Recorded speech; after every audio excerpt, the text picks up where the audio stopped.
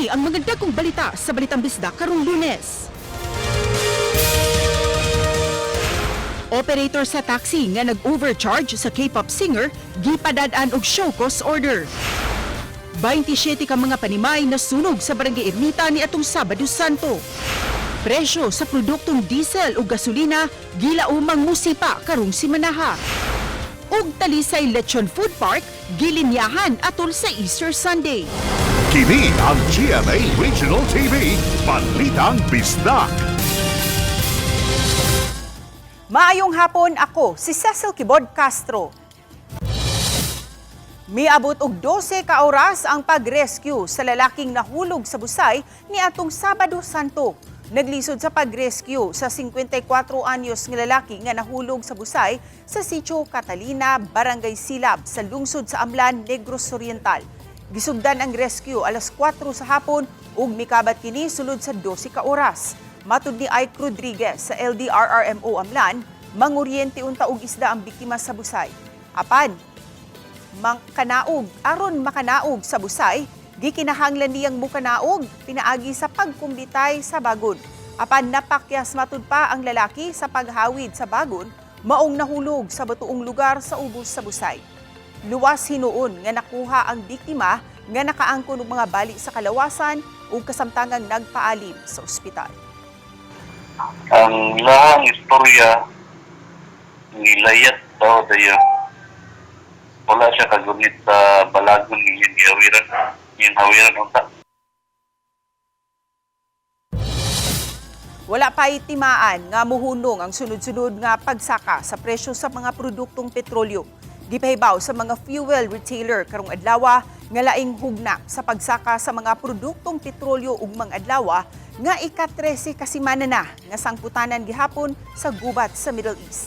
Gipahibaw sa pipila ka mga fuel retailer nga ug mga adlaw Martes sugod sa alas 6 sa buntag mupatong sila og 5 pesos ug 90 sentimo sa matag litro sa gasolina. 19 pesos ug 80 sentimos usab sa matag litro sa diesel ug 9 pesos ug 10 sentimos ang aumento usab sa kerosene matag litro. Samtang gisugdan na karong adlaw ang nationwide rollout sa fuel subsidy alang sa nagkalain-laing sektor sa transportasyon.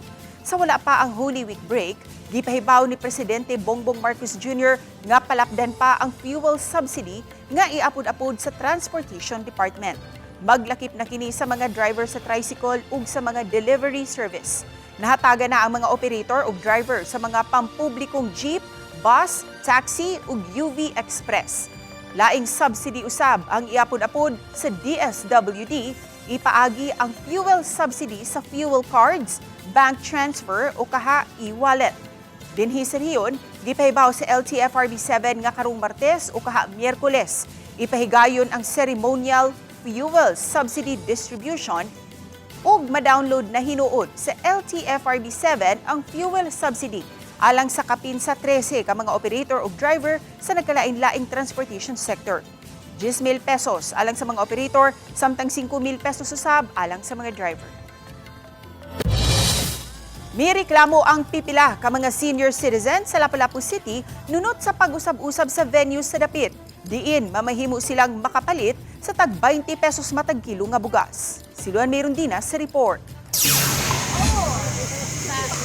Naabtan sa Balitang Bisdak News Team, kining pipila ka mga senior citizens ug PWD nga nagtapok sa gawa sa Covered Court 1 sa Barangay Poblasyon. Ubay-ubay kanila nagbagulbol kung nganong giusab-usab ang venue sa pagpamaligya sa tag 20 pesos matag kilong bugas. Una nang gipahibaw sa CSWD Lapu-Lapu City nga sugod karong adlaw Abril 6 sa Covered Court 1 sa Barangay Poblasyon na mapalit ang tag 20 pesos matag kilong bugas. Apan kaganiha, sirado kini ug may paskin nga nagpahibaw nga gibalik ngadto sa sports complex kilid sa City Hall ang venue. Hasol yun na kayo naron nga magplete dito, di ba na musud ang multicab dito. Anara sa may kuan, parkingan. Kanin sila loe. Gawas nga ka sa pliti, wa usay kasiguruhan nga kun moadto sila sa sports complex, makapalit ba usab kaha sila sa tag 20 pesos matag kilong bugas, humanila masayri sa pipila ka mga senior citizens usab nga limitado lang ang stocks. Muna nga nag-ingon mi unsa man moadto ba mig City Hall, magpass ba mi ani among sirok sa among senior. Butangan na mong address unsa man. Kay wa man jud mi kahibaw. Sa pagsusi sa Balitang Bisdak News Team sa Sports Complex, alas 10 kaganihang buntag, naabtan namo nga daghan ang nidagsa sa registration area. Dala ang photocopy sa ilang mga ID nga magmatuod nga sila senior citizen, solo parent, PWD o bakaha 4-piece member.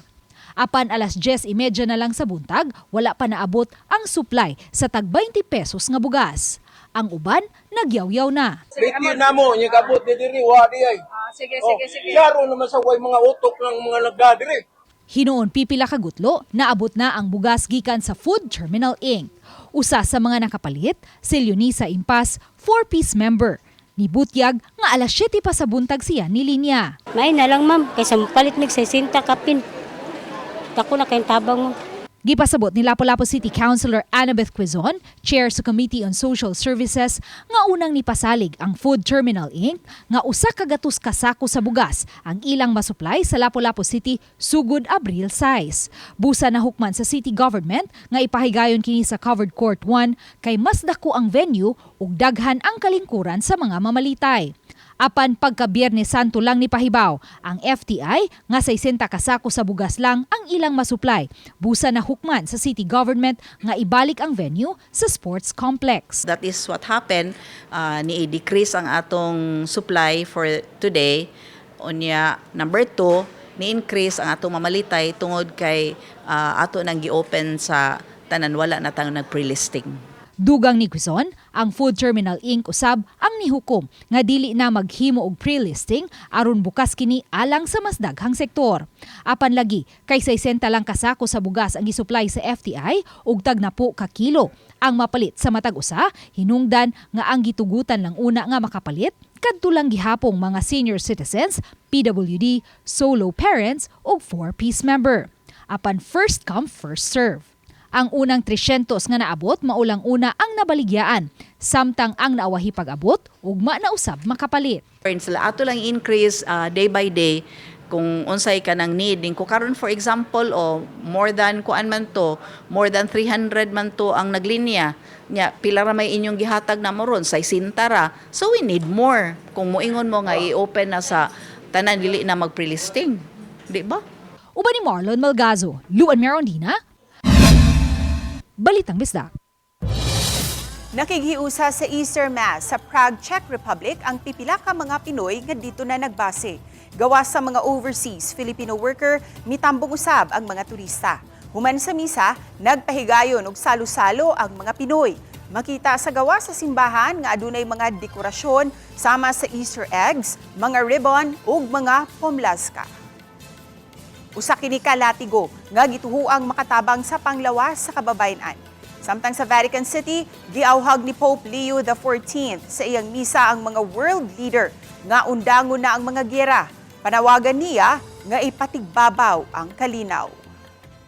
Kini ang GMA Regional TV, Balitang Bisdak.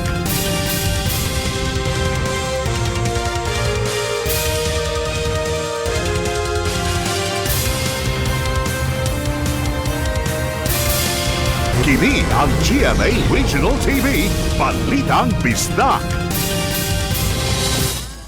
Gipadadaan na og show cause order sa LTFRB7 ang operator sa taxi uban ang driver ni ini nga gireklamong nag-overcharge sa pasaherong K-pop star nga si Choi Subin. Ano ang report ni Alan Domingo? Matod ni LTFRB7 Regional Director Abu Samin Matuan nga nakadawat sila og complaint gikan mismo sa fandom sa K-pop star kalabot sa kasinatian sa ilang idolo nga giingong gi-overcharge sa taxi driver nga gisakyan ini gikan sa airport padung sa usa ka hotel. Una nang nag-viral ang video nga i-upload sa social media sa K-pop star. 300페소 정도 나온다는 걸 알고 있으니까 300바트 조금 넘게 부르면 일단 화내보자. Matod sa LTFRB official nga inay 300 pesos ang estimate nga plite, nangayo ng daan ang driver og 500 pesos sa airport pa lang ug sa pag-abot nila sa destinasyon gihimo ng 1,000 pesos. Apan wa mosugot ang K-pop passenger, hinungdan nga gibalik kini sa 500 pesos. Labaw sa tanan, Wala matod pa mo gamit og mitruhan ang taxi driver inay nangontrata kini nga usa ka dakong kalapasan.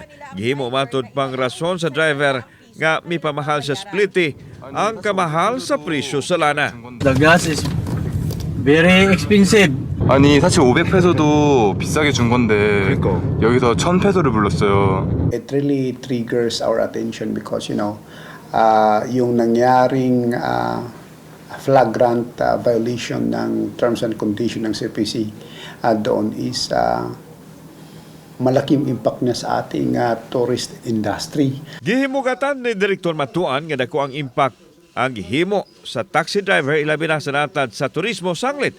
Usa ka nabantog nga turista ang gihimuan niya sa ingon. Busa gipatutukan mismo kini sa ilang uluhang buhatan. Mipagawas na og show cause order ang LTFRB ngadto sa taxi operator uban ang driver. Gipasabot sa LTFRB nga bisan og ang driver ang nakahimo sa overcharging, aduna gihapon tulubago ng operator tungod sa kapakyas pagsiguro nga dili mag-abusar ang ilang mga driver ngadto sa mga pasahero. Kanina pinatawagan ko yung operator and then inamin naman ng driver yung allegation, and then we will be having an initial discussion with them mamayang 3:00 ng hapon. Gawas sa multa nga posibleng ipahamtang sa LTFRB ngadto sa operator, posibleng irekomendar usab nila sa LTO ang pagbawi sa lisensya niini o kung mapamatud-an ang kalapasan niini. Gani hayan magatubang pa og kasong kriminal lakip na ang estafa ang maong driver.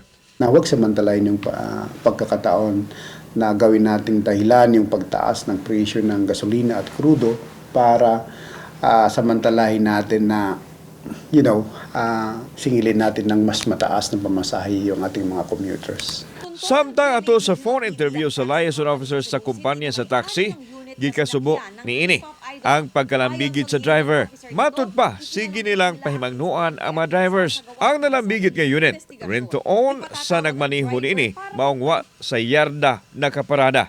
Ato din silang ikuha namin diligid inana. Kaya naamantay gisunod nga role sa LTFRB nga balaot ang instructancy. Nasa franchise. So muna, sige ming ipahimagnuan na nila ganit. Kanang madunggan na to sa gawa sa sahay nga doon ay mamalibad o pasahero. Mugin na silang inan nga public service man yung ato. Dugang ni Idabalos, taliwa sa krisis karon ang kumpanya adunay gihimong lakang aron matabangan ang mga drivers. Kauban si Godfrey Relian, ako si Alan Domingo. Balitang Bisdak.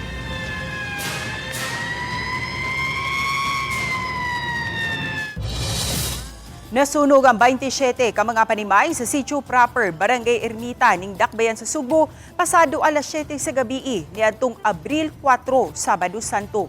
Muabot sa 40 ka mga pamilya ang naapektuhan, kun 160 ka mga individual. Nakontrolar ang sunog pasado 9:00 na sa gabi. Hinuon walay naangol o nakalas sa maong insidente. Nagbilin kini og 2.3 million pesos nga danyos. Matod ni SFO3 Wendell Villanueva, tigpamaba sa BFP Cebu City, nga padayon pa nilang giimbestigahan ang hinungdan sa maong sunog. Apil na ang giingon nga adunay usa ka tawo nga mituyo sa paghimo sa maong sunog. Apan matud pa walay makapamatuod kun eyewitness nga usa ka lalaki ang nakamugna sa maong sunog. Mipahimangno ang BFP nga magmatngon sanglit init gihapon kaayo ang panahon. Although ato nang gihangop ang maong mga istorya sa mga residente, apan hangtod karon wa pa mangi eyewitness nga nitumaw sa atong opisina nga magpamatuod nga sila mismo nakita nga giduslitan sa maong tao ang ilahang panimalay. Safekeeping na po itong nakuhan siya sa gialigar na kuhan, may hinungdan sa pagsunog. Safekeeping na po ito kay para po luwas po siya kay base na mahitabo kaniya gumikan sa kasuko sa emotion sa mga tao dito sa mga nasunugan. Mao na akong gusto makuan dinana sa paggawason sa prisuhan, mamatay na sa ngadto. Lisod kaayo pangita kwarta, ma'am oy. Wa ba na pangita akong anak.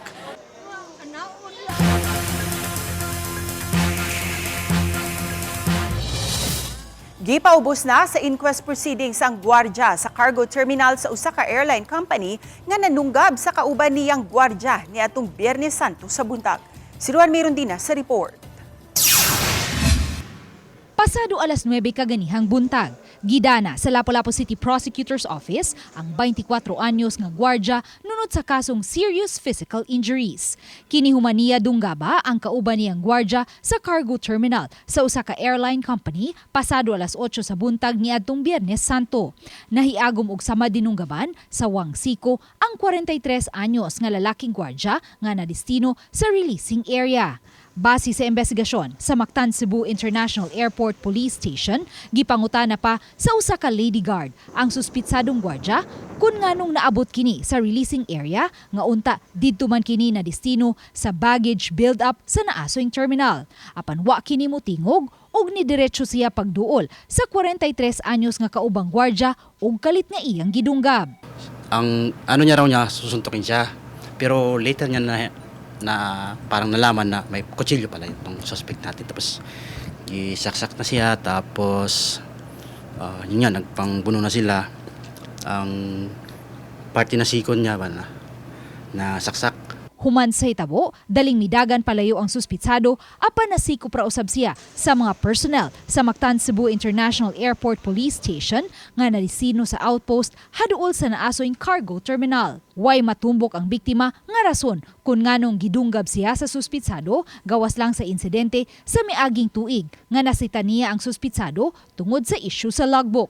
Apan ang suspitsado siyang bahin, gikatahong nagdumili pag-cooperate sa police investigator dihang gipangutana sa rason nganong nanunggab siya. Di namin masabi kung saan yung galing yung kutsilyo, pero hindi naman kasi siya magsalita.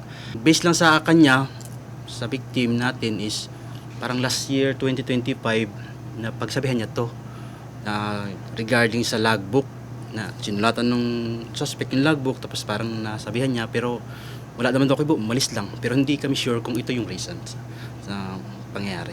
Sa pagkakaroon, na-discharge na sa hospital ang biktima, human usab nakuha ang tumoy nga bahin sa kutsilyo nga nitaop sa iyang siko.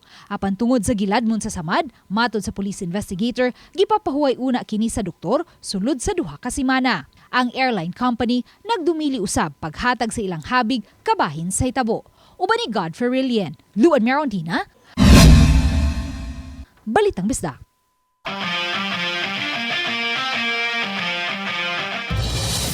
Midaog sa Game 1 sa NCAA Season 101 Women's Volleyball Finals ang Letran Lady Knights. Sa unang pag-atubang sa duha ka mga grupo sa finals karong season, nag-inilugay og mga puntos ang duha sa unang upat ka mga set.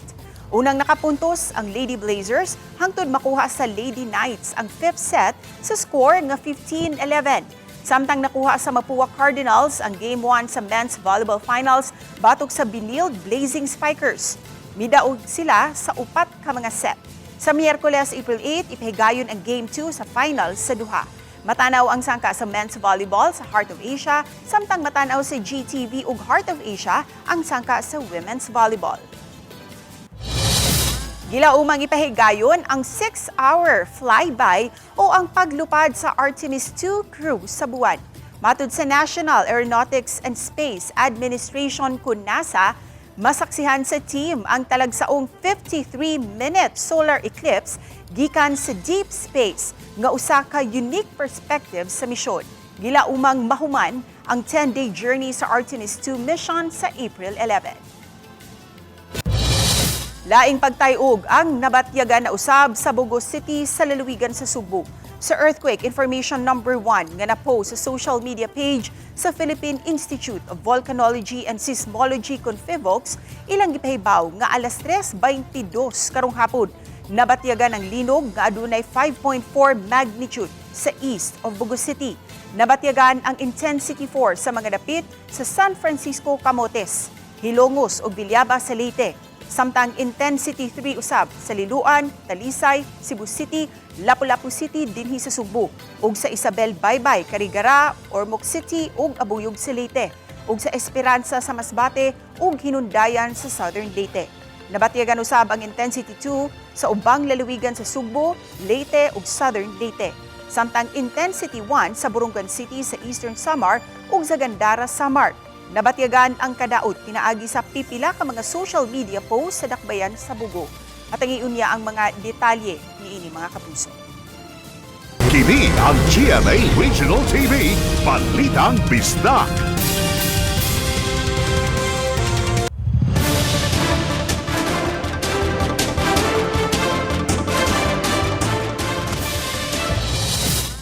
Patunaan sa Mandawi City Council kung mamahimo bang mopasulod sa mga electric tricycle sa syudad, inay sa mga fuel-powered nga pampasahiroan. Atong saran sa live report ni Nico Sereno. Nico? Yes, tungod kay grabe na ang pagsaka sa presyo sa produktong petrolyo, gusto sa Mandawi nga patun-an kining laing alternatibo para sa mga pampasaherong tricycles sa dakbayan. Alkansi na kaayo sa ilang panginabuhian. Ingon ani ang paghulagway sa mga nahinabi namong tricycle drivers sa Mandawi sa ilang sitwasyon karon, taliwa sa sigig saka sa presyo sa produktong petrolyo.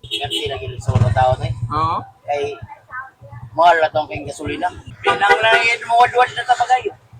Para lagi makuha na itong kakaon ta. So, pasabot sa wadwad, sir. Magkabot siya. Kamot dyan pagayo ba? Wala gipaway.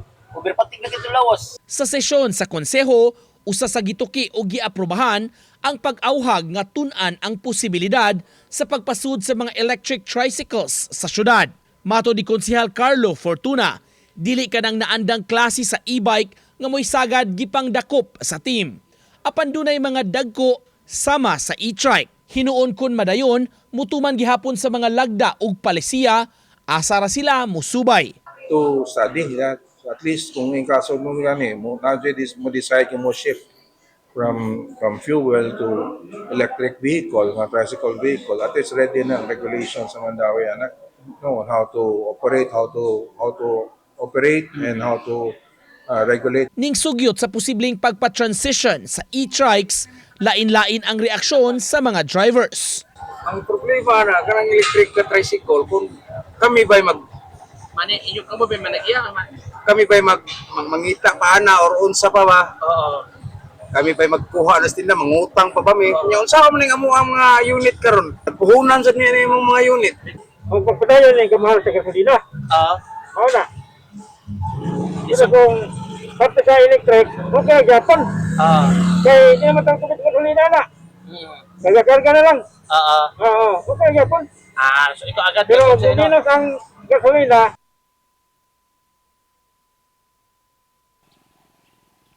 Sa pagkakaroon, SES, nagpabilin pa ang presyo sa plitihan sa mga tricycles diha sa Mandawi, wala pa'y pag-usbaw nga natala o nasinati. Kining mga tricycles, ubos ni sila sa jurisdiksyon sa local government unit. SES? Dagang salamat, Nico Sereno. Lapu-Lapu City Councilor Jan Vincent de la Serna mitataw nga pipila ka tuig nang dili konektado sa iyang buhatan sa sangguniang panglungsod ang 56 anyos nga si Alias Siloy.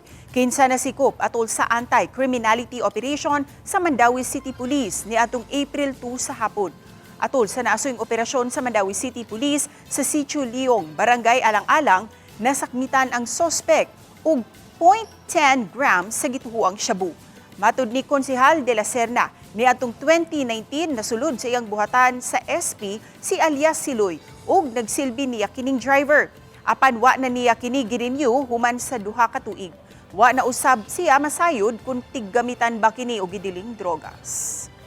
Na lang sa daw girenew kay mga kuan man siya tanagaling so pagitaon ba wala ko idea kayo if ever nga magkatong nagtrabaho pa siya ato nagamit siya, wala ko kapantay, wala ko idea.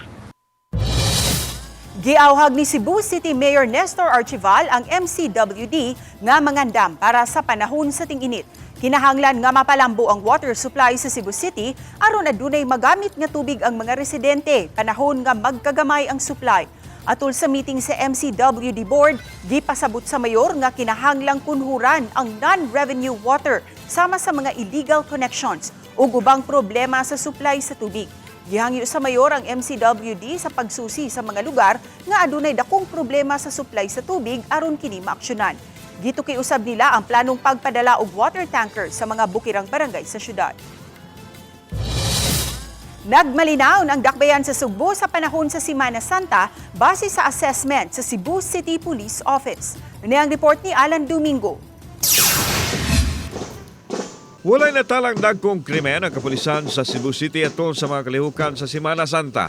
Kini tungod kay matud pa sa hugot nga panagtambayayong sa katawhan o sa kapulisan. Gani gihulagway sa tigpamaba sa CCPO nga usa kini kalabing malinawon nga Holy Week sa kasaysayan sa dakbayan. Nasayran nga gipaabot sa full alert ang PNP aron masiguro ang kahabsay o kalinaw sa pagtimaan sa Semana Santa.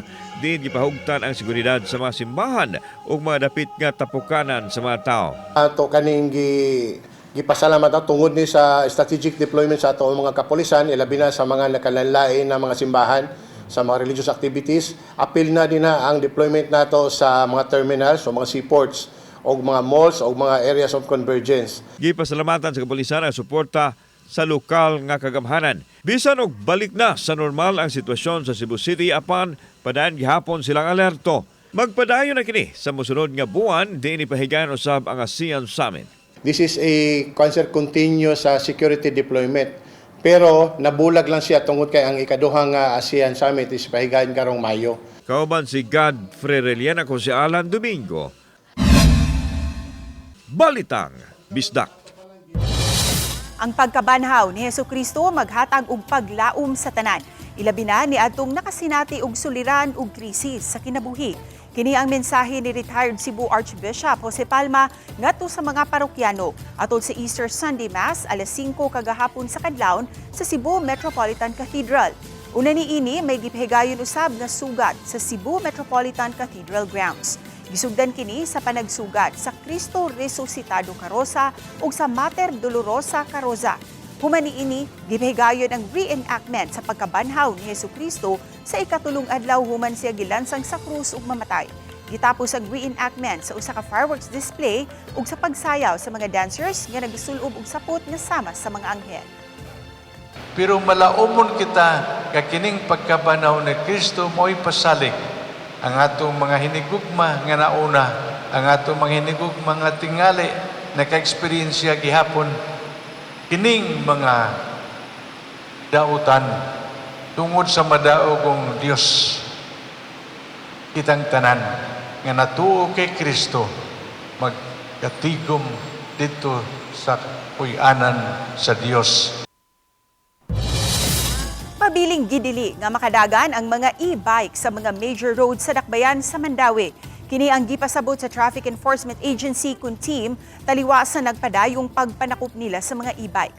Laing upat ka mga e-bikes nga nagbiyahe sa may luok area ang gidakop o gi-impound sa team. Makuha raman kini pero kinahanglan mo bayad og multa.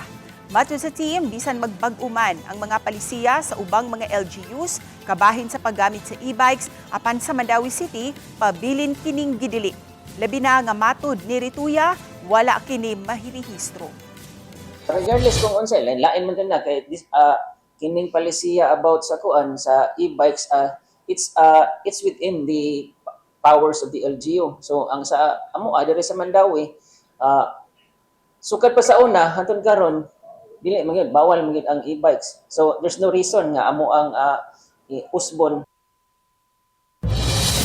Nakalangkat og 25 ka mga gold medal ang mga batang arnisador sa Lapu-Lapu City sa 35 ka mga categories sa Arnes atol sa Siviraa kun Central Visayas Regional Athletic Association 2026. Giharo sa Lapu-Lapu City High School students ang tanang 12 ka mga gold medal sa anyo category ug 2 ka gold sa full contact category. Samtang sa elementary, napo ka mga gold medal sa anyo category ang ilang nakuha. Sa kinatibuk-an, 4th place ang Lapu-Lapu City Division sa pagtapos sa Siviraa 2026. Di nakahipos kini og 41 ka mga gold medal, 41 usab ka mga silver ug 39 ka mga bronze medals. Lechon sa Talisay City Food Park gidagsa sa mga mamalitay atol sa Easter Sunday. Sayo pa lang sa buntag, kagahapon, taas na ang linya sa mga buot mamalit og lechon nga daw walay na sinating krisis. Matud sa original stall owner sa dapit, nga matag Domingo gayud ang pagdagsa sa daghang mga customers. Apan matag Easter Sunday, mas mudagsa ang daghang mga mamalitay. Sagad makahurot sila og baligya og 30 ngadto sa 40 ka mga lechon nga tinagod. Tag 900 pesos matag kilo ang ilang baligya. Actually, ma'am, sa diri, ma'am, ang tinda diri, actually, dili kayo siya naapektuhan. Kay makita man sa nimo sa taga Cebu nga maningkamot man sa jud sila. Mabagyo, malinog, makrisis ba? As tradition, every year, maugid niya mong buhaton kay for the past Lenten seasons, we don't have any pork mangyud.